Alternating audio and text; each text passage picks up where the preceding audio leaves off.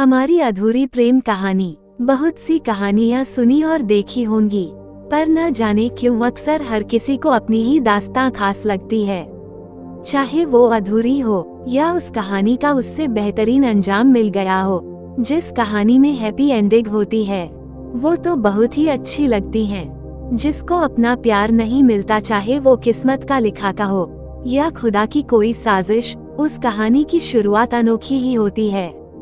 कई साल पहले की कहानी नहीं है ये, बस कुछ महीनों पुरानी हाले दिल की दास्तां है जिसे लफ्जों में पिरो रही हूँ। रोज की तरह बस स्टैंड पर अपनी बस का इंतजार कर रही थी और रोजाना की तरह ही न जाने कितने चेहरों को अपने सामने से गुजरता देख रही थी।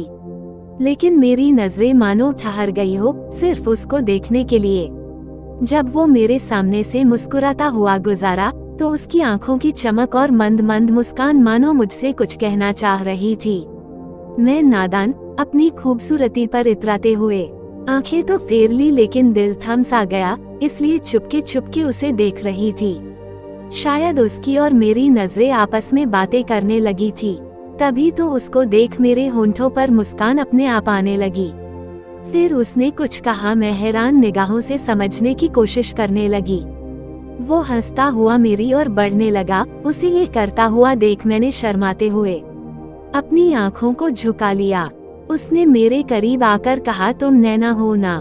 मैं चौंक उठी और तुरंत पूछा, तुम कौन हो? कैसे जानते हो मेरा नाम? वो 2 मिनट मुझे ताकता रहा और फिर बोला, मैं वही सैड लव स्टोरी वाला पागल लड़का हूँ, याद आया मोहतरमा?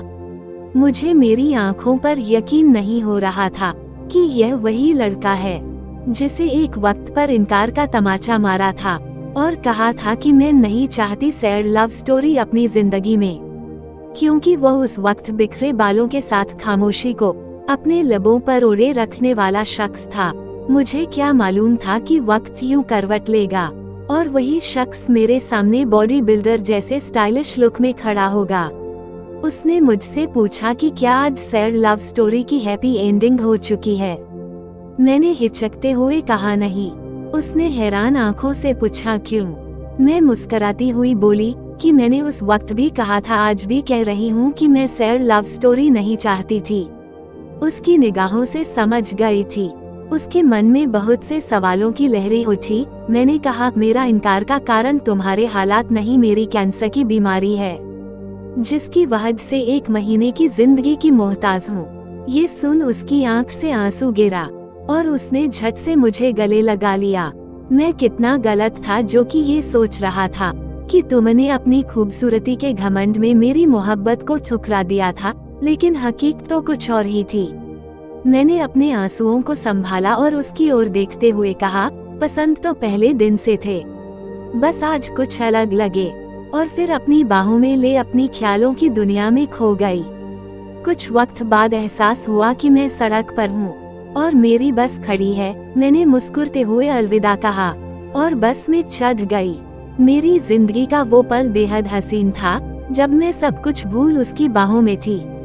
आज अपनी मरणशैया पर सोई उसको याद करते हुए, जब मैंने उसे सैड लव स्टोरी का बहाना दिया और सच जानकर उसने मुझे अपनी बाहों में मुझे भरा, बस अफसोस रहा कि मैं दोबारा चाह कर भी उससे मिल न सकी, क्योंकि मैं नहीं चाहती थी कि उसकी जिंदगी में कोई सैड लव स्टोरी हो।